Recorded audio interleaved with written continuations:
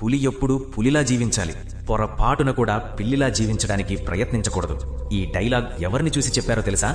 ఆయనే హిందూ ధర్మ రక్షకుడు, నౌకాదళ పితామహుడు ఛత్రపతి శివాజీ మహారాజ్.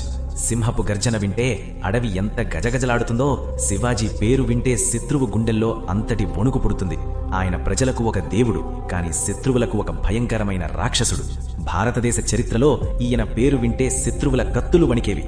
ఈయన అడుగుపడితే మొఘల్ సామ్రాజ్యం పునాదులు కదిలేవి.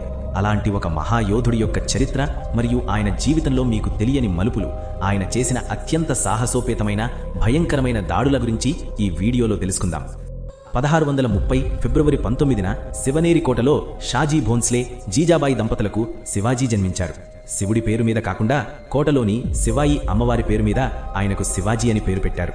తల్లి జీజాబాయి రామాయణ భారత గాథలతో వీరత్వాన్ని నూరిపోస్తే, దాదాజీ కొండదేవ్ యుద్ధతంత్రాలను నేర్పించారు. శివాజీ ఎదురుగా తలపడి జయించలేమని తెలిసి శివాజీని అంతం చేయడానికి బీజాపూర్ నుంచి 7 అడుగుల రాక్షసుడు అఫ్జల్ ఖాన్ 10,000 సైన్యంతో వచ్చాడు.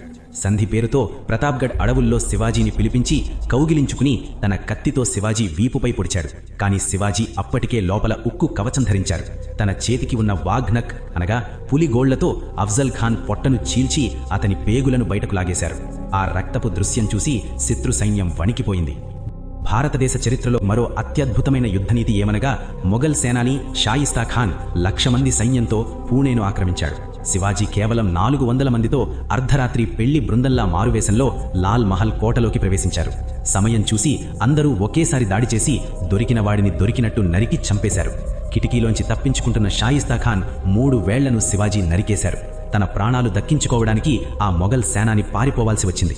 ఆ ఘటన గురించి తెలుసుకున్న మొఘల్ రాజు ఔరంగజేబుకు ప్రాణ భయం పట్టుకుంది. ఎలా అయినా శివాజీని బంధించి చంపేయాలని నిర్ణయించుకుని అనేక మంది సైన్యంతో శివాజీని పట్టుకుని బంధించాడు. బందీగా ఉన్న శివాజీ పండ్ల బుట్టలలో దాక్కుని సినిమాటిక్ స్టైల్లో తప్పించుకోవడం చరిత్రలోనే అతిపెద్ద థ్రిల్లింగ్ ఎపిసోడ్ అయ్యింది. శివాజీ కేవలం యుద్ధ వీరుడు మాత్రమే కాదు, గొప్ప పాలకుడు. ఆయన రాజ్య పాలన కోసం అష్టప్రధాన్ అనగా మంత్రి మండలిని ఏర్పాటు చేశాడు. శివాజీ భారతదేశంలో మొట్టమొదటిసారిగా సముద్ర తీరాన్ని రక్షించడానికి సొంత నావికాదళాన్ని ఏర్పాటు చేశాడు. అందుకే ఆయనను ఫాదర్ ఆఫ్ ఇండియన్ నేవీ అంటారు. ఈ భరతమాత కన్నా ముద్దుబిడ్డ. 1680లో మరణించిన ఆయన రగిలించిన స్వాతంత్ర్య కాంక్ష కొన్ని శతాబ్దాల పాటు కొనసాగింది. నా తల్లి ఒడినే ఆక్రమించాలనుకుంటావురా, రారా చూసుకుందాం అని మొఘళ్లను తొడగొట్టి పిలిచిన మహాయోధుడు ఛత్రపతి శివాజీ. ఈ టాపిక్ నచ్చినట్లయితే ఛత్రపతి శివాజీ మహారాజ్కి జై అని కామెంట్ చేయండి. వీడియో నచ్చితే లైక్ చేయండి, మీ ఫ్రెండ్స్తో షేర్ చేయండి. ఇంకా ఇలాంటి మంచి వీడియోల కోసం మా ఛానల్ని సబ్స్క్రైబ్ అవ్వండి.